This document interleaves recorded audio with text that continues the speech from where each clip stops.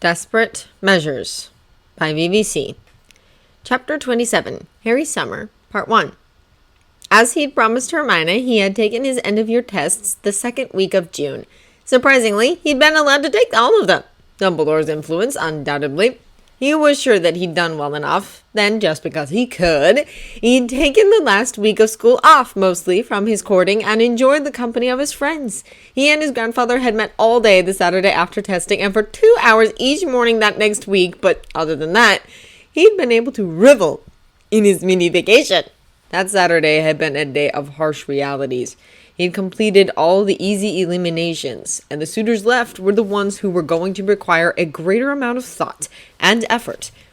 Some of that effort had already been done, however. As each suitor had passed through round 3, a very thorough background check had been initiated that included the suitor's family as well as themselves. Saturday had been spent reviewing the results of those investigations. He'd hated to do it, but the remaining suitors had been separated by personal and familial wealth. He firmly believed, as Hermione had admonished him so long ago, that a person's worth couldn't be based on how many galleons they had to their name.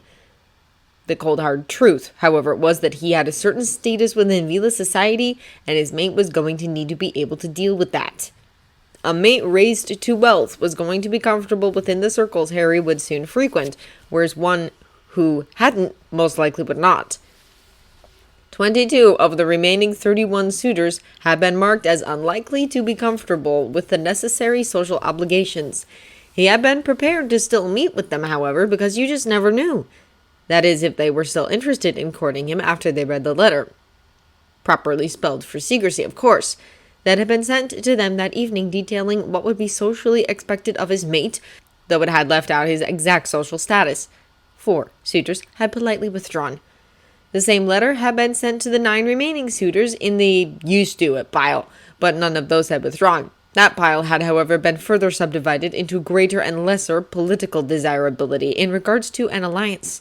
There were 3 suitors of little interest, 5 of acceptable interest, and 1 of great interest. The contacts that the Malfoy family had all over the world put them far and away above the next nearest set of suitors. Unless one of the other suitors really stood out for some reason, Harry and his grandfather had figured there were only 6 truly viable contestants based on social status alone. Another distinction he'd reluctantly made had been between pureblood and not. He'd eliminated most of the Muggleborns during the dating process. This had been expected, though not intentional. As he'd said in the interviews, he had no interest in living in the Muggle world. Most of the Muggleborns he'd dated had wanted to continue living in the Muggle world so as to be accessible to their families. He applauded them for their closeness to their families, but had eliminated them nevertheless. The remaining Muggleborns, of which there were 6, were marked as likely to fail due to statute of secrecy issues. Not being able to talk about what was really going on in his life was not conducive to creating close bonds with extended family members not in the know about the wizarding world. 5 of those 6 were also in the not likely to be comfortable pile. An easier evaluation, at least on his conscience, had been the gifts. The final tally had been made of all the positive and negative marks Harry had made on the suitors' files over the last several months. Less than half had come up in the black. Those in the red were marked as unlikely. The background checks had also turned up a couple of dodgy pasts, a few intra-family spats of some concern, 1 mafia connection, one that had died days after the date, and numerous tidbits of fascinating information that would have no bearing on the decision-making process. Overall, there were 4 suitors likely to be part of the finals that were planned to take place in September and October. The last week of school, Harry and his grandfather had met every morning, primarily just to chat. It was the only time that he had actually taken advantage of the situation to get some time away from the school that would otherwise have been unauthorized. Still, they did mark down the suitors who had sent confirmations that day for the family meetings that had been scheduled for varying dates, the last part of June and the first part of August. It was now the morning of June 20th, and he was flat on his back in the receiving room of his grandfather's estate. He groaned in frustration and didn't bother to get up or even look around until he heard a door open. "Marlin, but he hated bookings." "Hello, Harry," Robert said as he entered the receiving room, amusement lacing his tongue. "You're quite a bit early. How was your morning?" Harry glared half-heartedly at his grandfather as he accepted help up off the floor. Weird. Robert raised his eyebrows. Oh? How so? Harry dusted himself off and straightened his clothes, then gave his grandfather a warm hug before leading him off towards the dining room for the wonderful lunch he could smell from here. It started at breakfast, Harry said. Nicole came with this box. Interesting, Robert replied. I thought you only came on Mondays. Not today, Harry said with a shrug. The letter that came with this box said that there were additional letters inside the box, one for every day of summer. Indeed, Robert asked in surprise. Harry nodded. With a box of chocolates, he added with a happy smile. For every day? Robert asked in disbelief. Yep, Harry said fatuously. Robert laughed and shook his head. Well, you'll probably have a couple more full sets of frog cards by the end of summer then. Oh no, Harry said in surprise. Didn't I tell you that he switched to birds? No, you hadn't, said Robert with a shake of his head. Well, a couple of complete sets of birds then. Except he sent both birds and fish, Harry said. Maybe I'll get lucky and complete both sets. Maybe, Robert said with a smile. So why so many letters? He's going to tell me more stories. That's after he's revealed himself in the first letter, of course, Harry said with a smirk. Robert laughed again. Will you ever tell him that you've known all along? Probably at the family dinner, Harry said with a wicked grin. From what he's told me about his great-grandmother, I think that she'd enjoy the joke, and I'd hate to deprive her. How thoughtful of you, Robert said with a chuckle. So that was the beginning of your weird morning? Yes, Harry said, also chuckling. It gets better. And what was next? Robert asked curiously. Were you aware that Dumbledore got custody of me? Harry asked pleasantly. Pardon? Robert said in surprise. Oh, yes, Harry said with a smirk. Seems he visited my lovely relatives, and they couldn't sign my life away to him fast enough. He did that back a couple of weeks after the wards fell. Then he went and got some pretty papers from the ministry. Robert narrowed his eyes and wondered if he should bother to do anything about that. He had called me to his office and presented them to me and told me that I would be spending all my non-courting time this summer at Hogwarts under his direct supervision. Harry continued, still smirking. I tell you truthfully, Grandfather, I was so hard-pressed not to laugh in his face. He probably thought the reason I didn't say anything was because I was angry, but it was because I could barely hold in my laughter. I think he gave me the papers this morning so that I wouldn't have time to set up a counter of any kind. How did he think he was going to contain you? Robert asked curiously. He must know that you have an ICW portkey. There's now a portkey ward around the castle, Harry said with a smile. And not to forget, a ward key to me personally that I can't pass without being in the company of the ward caster, namely Dumbledore. I'd love to know how he got permission to raise those. Maybe he didn't, Robert suggested mildly. Harry shrugged. Maybe not. And what was he going to do when you left the castle for your courting tasks? A personal anti-portkey ward? Harry shrugged again. Maybe. Or maybe he was going to cast some kind of tether to ensure that I returned. It doesn't matter. How did you get out? Robert asked curiously, filing away his grandson's comment about a tether. He'd have to find a way to counteract that from happening in the future. Oh, no, Harry said as he shook his head. We have to get to the next part of my weird day first. All right, Robert said agreeably as they finally reached the dining room. As I was walking back to Gryffindor Tower, I was physically accosted by one Luna Lovegood, Harry said as he followed his grandfather into the dining room, then took a seat at one of the place settings. One of the servants must have informed the kitchen staff of his early arrival. I remember you telling me about her, Robert said as he took his own seat. The creepy one that you're sure knows more than she really ought. That's the one, Harry said cheerfully and rang the small silver bell to start lunch. And what did she want? Robert asked as he leaned back to allow one of the servants to place a filled plate in front of him.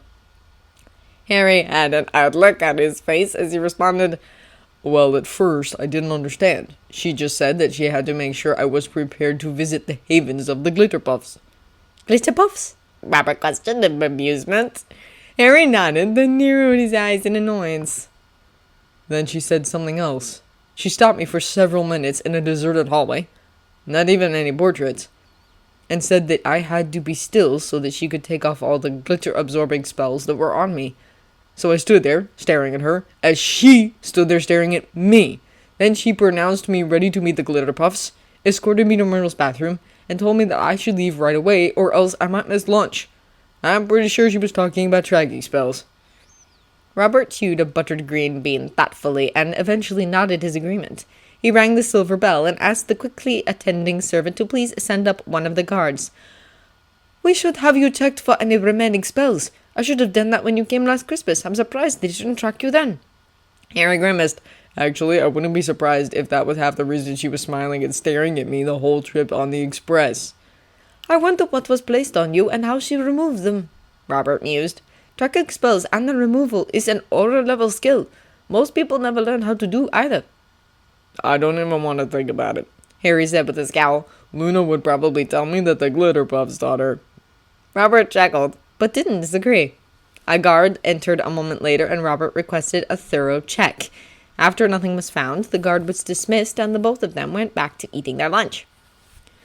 "So, you're in the bathroom?" Robert asked leadingly. Harry nodded and swallowed his bite. Exactly. Myrtle's bathroom and the entrance to the Chamber of Secrets. I was planning on using the secret passage to Honeyduke's, but, well, I figured there was a reason Luna had taken me into the bathroom instead. "Perhaps the headmaster had already taken into consideration your knowledge of secret passages," Robert suggested. "But a ward won't pass underground," Harry protested. "You think he may have had them guarded?" "Or simply warded them separately," Robert said. Harry frowned. I hadn't thought of that. Well, it doesn't matter. I opened the sink and jumped down the tunnel. And guess what I found? "Not another basilisk, I hope," Robert said dryly. Harry snorted in amusement. No, the place was completely, totally, absolutely, utterly clean. It was unnerving. "Your house elf friend?" Robert asked curiously. That's my presumption, Harry said with a shrug. I didn't call for him to ask. The place was creepy before, but it was actually worse clean. I just activated the port key and got out of there. I want nothing to do with that place. "Well, I agree. A weird morning," Robert said. Harry nodded. At least I got here a little earlier. Now I get to spend more time with you before starting the meetings tomorrow. "Are you ready for them?" Robert asked. Yes, Harry said confidently. I know that all the ones I'm seeing before summer school are most of the unlikelies. I'm just looking for anyone exceptional. It should be easy. "It was considerate of Draco to give you 2 months' warning about the session he arranged for you," Robert said. "If he'd waited until just before the start of summer, we would probably have had to rearrange some meetings. If you had decided to go, that is, with such short notice."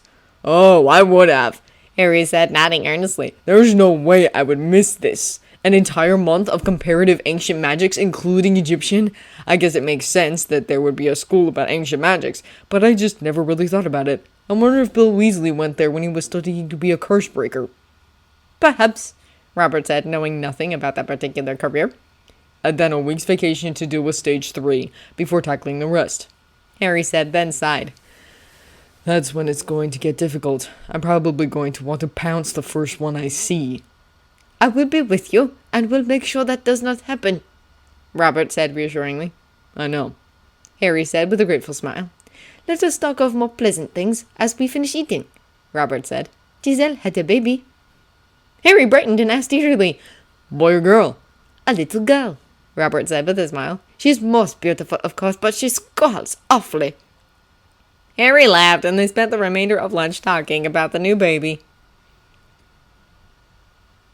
June 22nd. "Oh, I'm just so happy to meet you," Miss Archer gushed excitedly. "My Eric has been telling me all about you and about you being a Veela, a whole different species. Why, it's fascinating." "Mother!" Eric cried in dismay. "Pish posh, Eric," Miss Archer said as she grasped a bemused Harry's arm and led him into the family room where coincidentally there was quite a bit of family.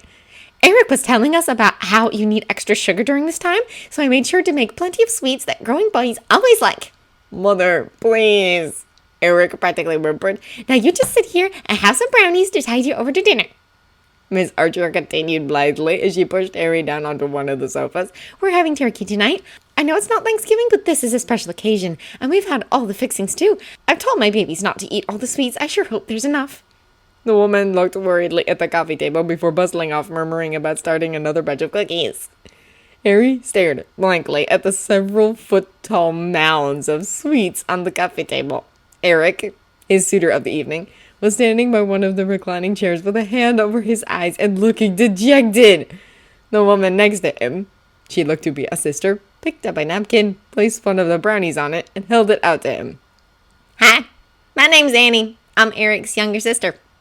Brownie? The young woman said with a grin. Harry stared at her a moment, then started to grin as well. Thank you, he said as he took the napkin and started laughing. A Muggle Molly Weasley. Who would have guessed? June 22nd. And Mitch and I have 2 children. Michelle, sister-in-law of his morning's suitor Ian Cadwigan, said proudly. Would you like to see pictures? I'd love to, Harry said, and after he's obligingly praised the pictures, which actually were adorable, he said, Where are your children today? Oh, we left them with a sitter, Michelle said as she put away her pictures. We didn't want them getting underfoot as we tried to get to know you. Harry made appropriately understanding noises, but internally was rather aggravated. He had asked for a family meeting, had he not? He wasn't interested in tying himself to a family that didn't consider their children a part of that family. This was the 4th family in as many days that hadn't included their children. They'd all had their reasons, of course, but he didn't care. All 4 had been mentally eliminated before the date was even half over. June 27th.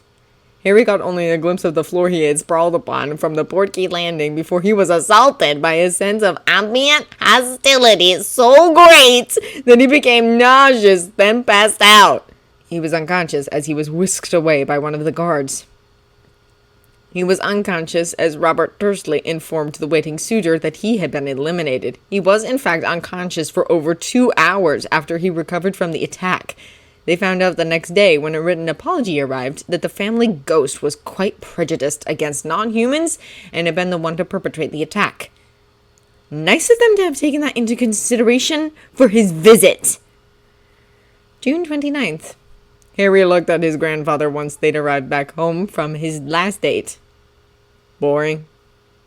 Boring, Robert agreed with a nod. Except Tommy T. Harry said he was kind of interesting. He's a convicted criminal, Robert said blandly. Harry nodded. True, he said, but he was still interesting. I learned more about guns and knives in that 15-minute conversation than I'd ever learned in the rest of my life put together. And he liked me. He's not your suitor, Robert said with a scowl. Nope, Harry agreed cheerfully. One more down. That's left a whopping 2 suitors out of the 18 I visited so far. Only 8 more to visit once I get back from summer school. Moving right along. I'm glad to see you're so cheerful, Robert said sourly. Just because Tim and Tommy, or was that Tom and Timmy, wouldn't leave you alone doesn't mean you should be such a curmudgeon, Harry said in reference to the 2 large dogs that had taken a weird instant liking to his grandfather. Besides, I start summer school tomorrow. How can I be anything but cheerful? Don't try to escape your gods, Robert admonished sternly. He'd agreed for Harry to attend the summer intensive only if he took the guards with him. The school had already been informed, and had been more than accommodating. No, grandfather, I promise to be good, Harry said childishly, then started laughing in delight. He was free from this mess for the next 5 weeks. Robert shook his head in exasperation, but couldn't help smiling at his grandson's infectious good mood. July 27th. Raoul, my friend, I need an immediate favor, Robert said urgently as he ushered his grandson into the jeweler's private workshop. He'd long had the password to Raoul's workshop, but never had he used it without prior invitation. Raoul looked up in surprise at his unannounced visitors. Robert, he said in surprise. But of course, whatever you need. I need the clasp of a bracelet fixed as quickly as you can, Robert said seriously as he held Harry close. Raoul glanced curiously at the cloaked, shaking figure that his friend was holding so protectively, then turned his attention back to the matter at hand. And where is this bracelet? Robert surrounded Harry's left fist with his own left hand and slowly cajoled his grandson to open his hand. Here it is, Robert said. Please be as quick as you can. Raoul looked at the bracelet and its charm, then at the shaking figure, then at Robert, and turned to pick up a pair of wire cutters before approaching. "Hold still just a moment, lad," he said gently. He carefully worked the cutters around the ring that held the charm to the bracelet and snipped. He moved the cutter a little further along the ring and made another snip. He then carefully twisted the ring so the charm fell free, then picked up the bracelet from the shaking hand. "You're welcome," he said in response to a quietly stuttered "thank you." "Feel free to take a seat," Robert said, and waved absently towards the furniture on one side of the room as he took a better look at the bracelet he held. "This will take me a little while. Platinum, you know, and matching the style. Do you want tea?" "No, thank you, Raoul," Robert said with a relieved sigh. "Thank you for doing this." Raoul waved off his friend's words and fired up his jeweler's Magiforge and set it to platinum. He then unlocked his platinum drawer and pulled out a small rectangle that would be sufficient to fashion a new clasp. "Grandson?" he asked curiously. "You know, there's a downside to not having stupid brains," Robert said wryly as he settled Harry onto the fluffy couch. Raoul smiled as he used a set of tongs to place the bullion inside the forge to start melting and started studying the broken clasp so he might recreate it. "You know, I won't say anything if you do not wish it," he said. "I know," Robert said as he took a seat next to Harry and pulled his grandson in close to his side. Harry turned slightly and grasped Robert's robes with both hands and hid his face. "How did it break?" Raoul asked curiously. "This is a heavy-duty clasp." "He was walking along a beach boardwalk with some new friends this morning and tripped. The bracelet caught on one of those wire display racks and was ripped from him and fell down into a grating. It took nearly an hour to retrieve." Robert sighed as he cuddled Harry close. Harry had had a wonderful time at the summer intensive. The daily letters he had received, full of exuberance, held testament to that. To have the very last outing before returning home ends in such a horrible way. Robert hoped that it didn't affect his grandson's fascination with Egyptian magic. "Muggle area then?" Raoul asked. "Yes," Robert said. "At least it wasn't raining. The current might have caused it to be irretrievable." "Yes, a good thing," Robert said absently. "It's chosen then." Robert paused to comfort Harry as his grandson whimpered. "Hush, it's all right," he said quietly. "Not intentionally," he told Raoul. "This reaction is unexpected." Raoul glanced up at the pair on his couch, then returned his attention to his work. "How so?" Robert sighed and hushed Harry's soft, nearly sobbing, partly hysterical apologies. "He received the bracelet in October." July 31st.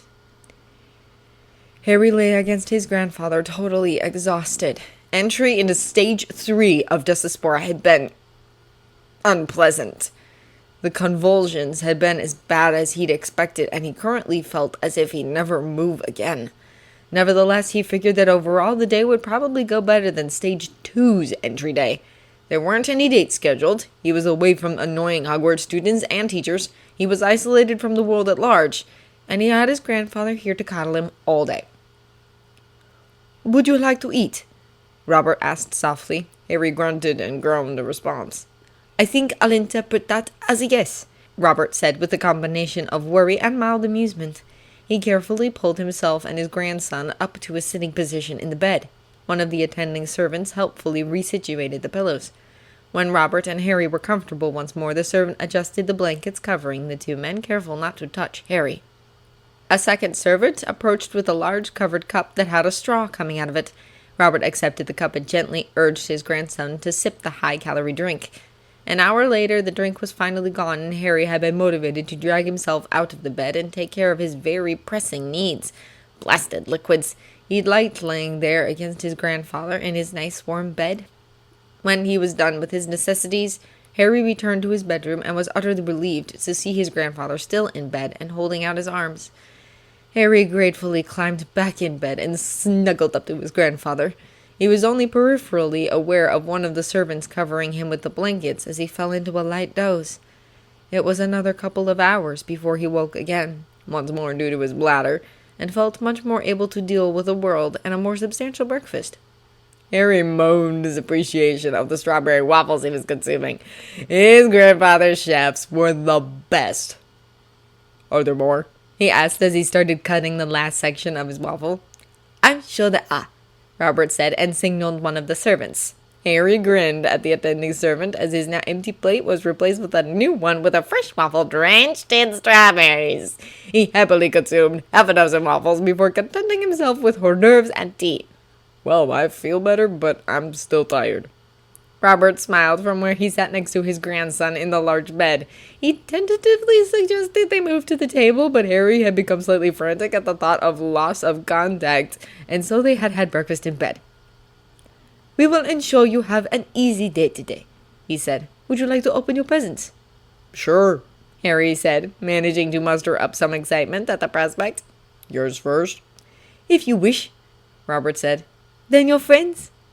Harry nodded. Then Draco's, I guess, he said reluctantly. "How about everyone else first and then Draco?" Robert suggested. "Save the best for last." Harry bit his lip and looked away, shrugging his acquiescence. Robert sighed. "This situation is not your fault, Harry," he said gently. Harry huffed a bitter half-laugh. Sure, he said, unconvinced. Robert sighed again, but didn't pursue the subject. By lunchtime, they had opened and sent out thank you notes for all of the presents. They were, unsurprisingly, presents from every suitor that supposedly remained in the running. Harry was only mildly surprised that there were another 12.5 presents from dismissed suitors. A couple of the presents were from those trying to change his mind, but the others were accompanied by sincere wishes for his health and future. Robert suggested keeping in contact with them and expanding his circle of friends and acquaintances. Harry had smiled slightly and nodded. There were the expected presents from his friends, too. Both Harry and Robert had laughed at the school planner Hermione had sent, along with her admonition that he should do his best to catch up on what he'd missed. Some of his other classmates had also sent presents. The most shocking of these was Colin Creevy. Harry had been rather scared to open the present, even though the guards said it was harmless. He had eventually opened the gift and found another photo album, a large one. He and his grandfather had looked through the pictures in both horror and amazement. The pictures showed just how scrawny and pathetic he had still looked at second year. It angered them both that no one in authority had done anything about his obviously malnourished and neglected state. The pictures also proved just how well his grandfather had taken care of him. The difference between the end of 4th year and the beginning of 5th was obvious. Harry found the album creepy and probably gave it to his grandfather since the man expressed an interest. He was glad Colin was getting some professional help in dealing with his stalker tendencies, but he couldn't help but feel that sending the pictures to the victims wasn't necessarily the best idea. The last present he opened was from Draco. Harry and Robert had smiled at the box of toys Draco had sent. He'd written that it was both an opportunity to explore what Harry might have missed as a widowed child and useful for a spot of fun during his convalescence from entering stage 3.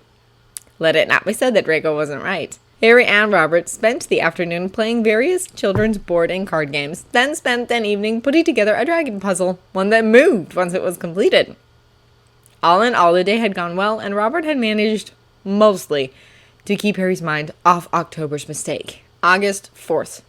"This is an outrage!" the portly father of his suitor yelled. "How dare you accuse my wife of trying to poison you?"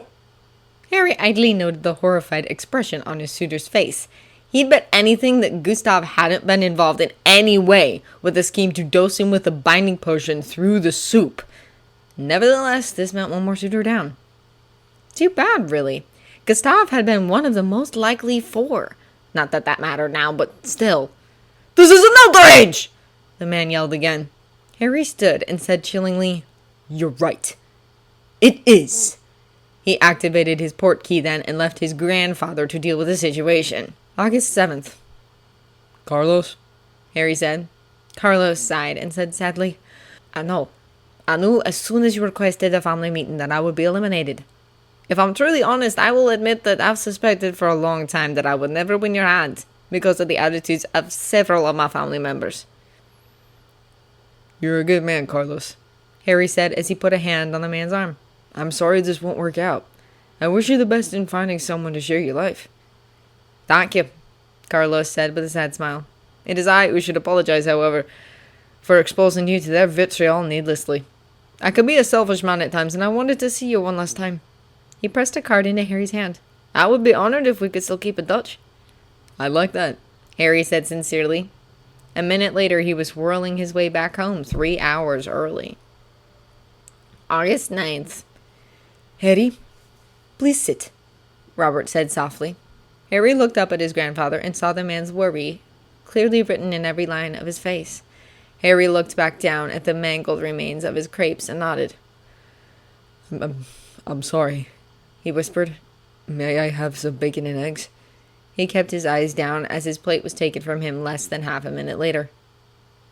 I'm proud of you, Harry, Robert said. You've made it all the way through round 4. Except for one, Harry said softly and covered his eyes with his hands and leaned his elbows on the table. Except for one, Robert conceded. I can't believe I screwed it all up so badly, Harry said plaintively. I'm so sorry. I thought I was being so careful. Merlin wanted to just cry and cry. He barely managed to keep it together during the dates the last few days. Third stage despair was really hitting him hard. Of course, the knowledge of his mistake wasn't helping his stress levels any. Hush, Harry. It's not your fault, Robert said for probably the 100th time. Of course it's my fault, Harry denied. I'm the one who put on the bracelet. I'm the one that became dependent on it without even knowing. Yes, Harry, Robert interrupted sternly. Without even knowing. You didn't know. I didn't know. Nobody knew. It's not your fault. Harry shook his head but didn't reply. As I said, I'm proud of you for finishing round 4, Robert said. And it's easier than we thought you would be finished, and with much fewer people. This is a good thing, Harry. You only have 4 suitors left. Harry laughed a bit hysterically. But what does it matter? The choice is already made. There wasn't any point in going on those dates this past week. There wasn't any point in going on any dates this whole year. Harry! Robert called sharply to derail another hysterical rant by his grandson.